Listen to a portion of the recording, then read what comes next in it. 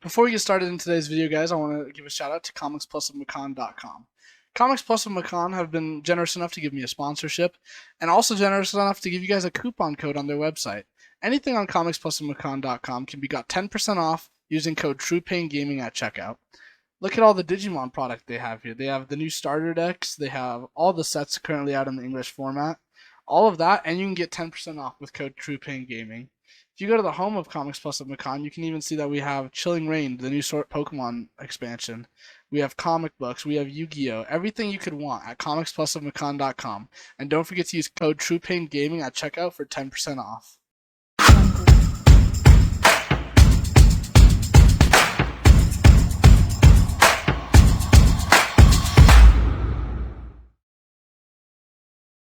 What's going on, Digidestin? It's your boy TruePain Gaming back at it again with another Digimon video. We've been pumping these shit out left and right, guys.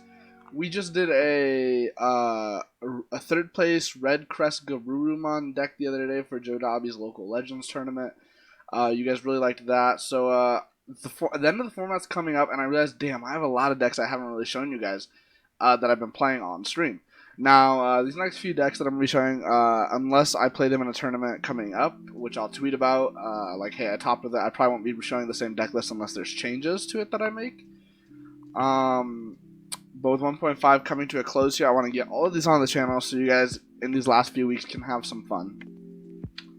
So this one's going to be Megazoo. I like to consider myself the, kind of the master of Megazoo, self-proclaimed title, if you will. I've played Megazoo since midway through set 1.0 when I realized, oh my god, this is a deck and it's cheese. And I'm one of the few people who got a top with Megazoo in 1.0. I got first or second place, and I don't remember which one. It's on my channel for my 1.0 Megazoo list.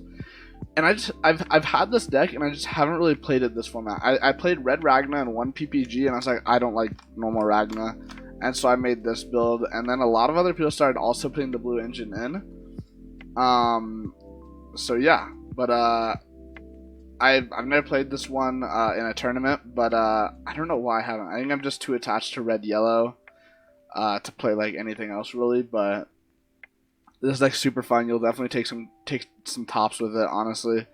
And you guys will probably catch me playing this on stream a lot because this is the deck that I've been enjoying a lot throughout 1.5. So let's start off with the eggs. We play 4 Upamon.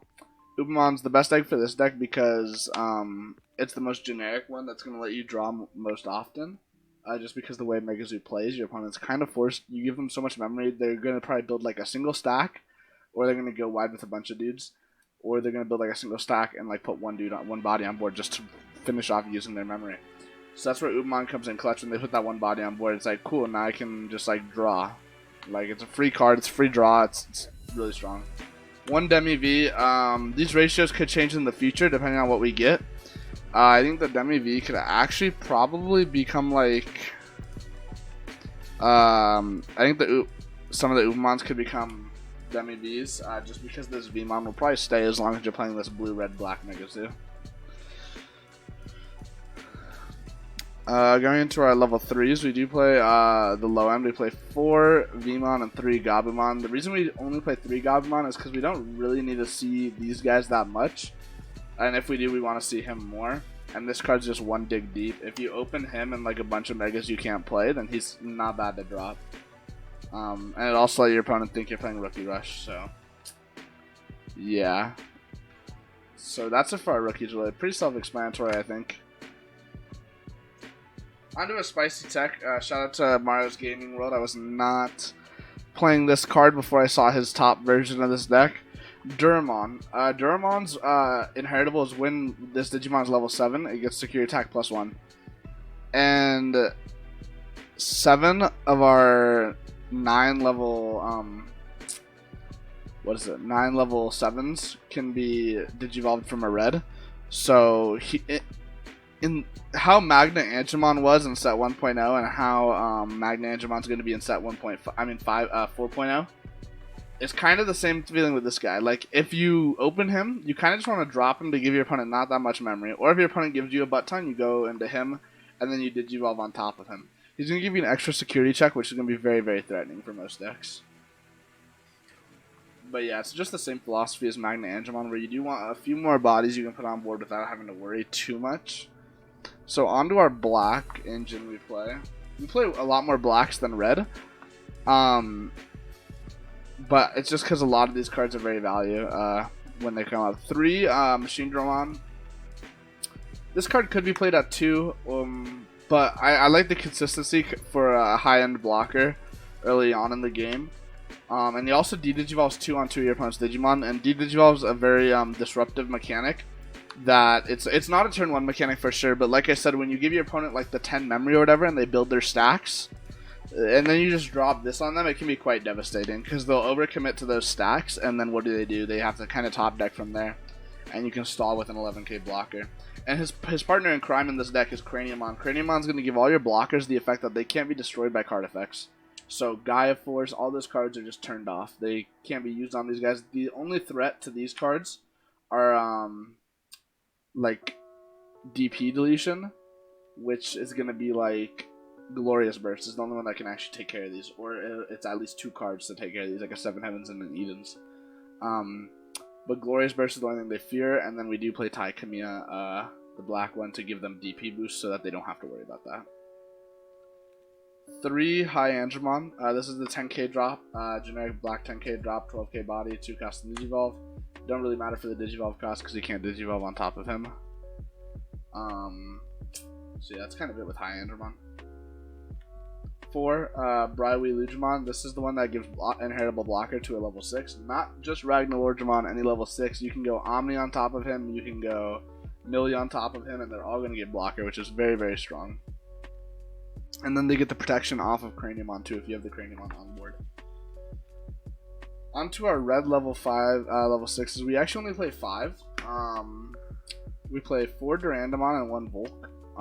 The Durandamon gives piercing to a level 7, not just Ragna, any level 7. Significantly better with Ragna than Brya. Brya's like more generic. This one is significantly better with Ragna, but you can give it to other things. The 1 Volk is to deal with the Rookie Rush. I really wish there was room for a second Volk, and the only thing I could think to cut would be a High Angemon. But right now this ratio is working. I see it when I need it, especially with the Rookie Rush having more higher DP now. This card's not as good. It's better in the green matchup now than I think it is against Rookie Rush. But most matchups are pretty free for this deck anyways. Now into our tech. A lot of people are playing Magnadramon over this card, and I still think Puppetmon is a very, very degenerate card. When you play this, you're essentially just skipping your opponent's turn. They can do whatever they want. They can blow this up with a Gaia Force. They can make their bodies bigger. But it's still skipping their turn. You're not going to take any damage, no swings. Puppetmon is just so strong. And if he lives, he's going to give you 1 memory on swing, which is going to push you either up to the 3 or the 2 that you need to drop a big body again. So I think Puppetmon's honestly a staple for Megazoo in most variants. I don't know. I'll be testing a lot with Megazoo in set 4 because that'll probably be my main deck for set 4 will be Megazoo. And I know a lot of builds in Japan aren't playing him, but I think I'll find room for him depending on the tempo of the deck. And like I need to actually physically test it with the cards, but we'll see. So Puppetmon, I think he's a staple in Megazoo. Always has been, always will be, type of thing. On to our level 7s. Like I said earlier, we play 9 level 7s. We play the 2 Millies. Millie's just a really strong level 7 in a lot of matchups because he's going to give you he's a 13k body, but he also has a built-in protection effect along with a removal effect. So his removal effect, for those of you who don't know, is on Digivolution, you bottom deck one of your opponent's cards. Which is very strong because there's no shuffling in this game currently. And then his protection effect is on deletion. If he has sources, you bring him back. It doesn't matter if it's 1 or 6 sources. As long as he has sources, he comes back, which is very, very strong, especially in a deck like this. You'll notice a lot of our level 7s have removal 5 out of them, actually. We play 4 Alter Acids, Digivolve 1 on all of your opponent's cards, and then everything that's 5k or less gets deleted. So it's essentially a pseudo Volk, but it's for Digivolving, which is very, very good. He also has another effect, which is not as good as regular Omnis in my opinion, but you can bounce back a level 6 to your hand to make him unblockable. So if you're going in for that final blow, you just bounce a level 6 back to your hand and you swing for game with this guy. or if they have like a Craniumon on board, any big blockers, you can just be like, nope, okay, can't block him. And then the creme de la crop of the deck, we play 4 Ragnar Lordramon. Only 3 costs to Digivolve into a level 7, and you can put a Briwi Ludramon or a Durandamon back into your sources, on the top of your sources, to make him not lose memory on Digivolve. So it's literally a free Digivolution with hella inheritables that are going to be actually degenerate. So that's it for the level 7s. We play, like I said, 5 of them. And the main one you're playing is Ragnar Lordramon. Then one of the best combo pieces in the deck is Kaiser Nail. This card's straight degenerate because when you have a level 7, you're like, okay, cool, Kaiser Nail. You have an egg or blue on the field, and you bring your body out from there.